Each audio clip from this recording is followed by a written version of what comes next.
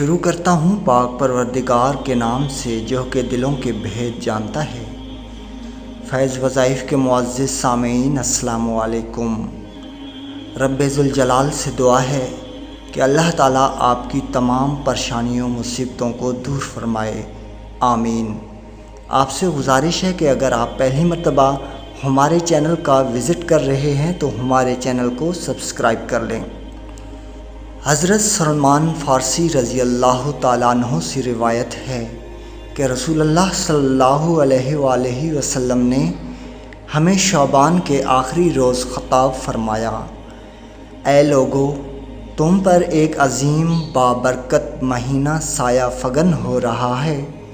ایسا مہینہ ہے جس میں ایک ایسی رات ہے جو 1000 مہینوں سے بہتر ہے۔ اللہ تعالیٰ نے اس کے روزوں کو فرض اور اس کی رات کے قیام کو بھلائی کی چیز بنایا ہے۔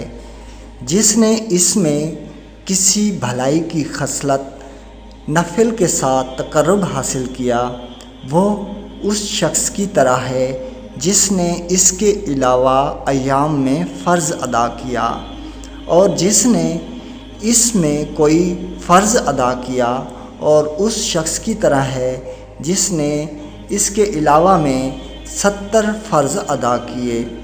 یہ صبر کا مہینہ ہے اور صبر کا بدلہ جنت ہے، اور یہ ہمدردی کا مہینہ ہے، اور یہ ایک ایسا مہینہ ہے جس میں مومن کا رزق بڑھا دیا جاتا ہے۔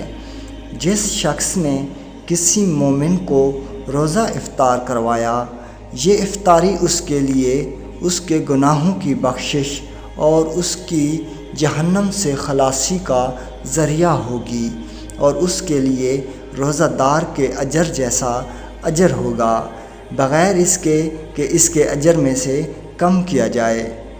حضرات صحابہ کرام رضی اللہ تعالیٰ عنہ نے عرض کیا، اے اللہ کے رسول صلی اللہ علیہ وآلہ وسلم، ہم میں سے ہر کوئی تو اتنی وسعت نہیں پاتا کہ وہ روزہ دار کو پیٹ بھر کر روزہ افطار کرائے۔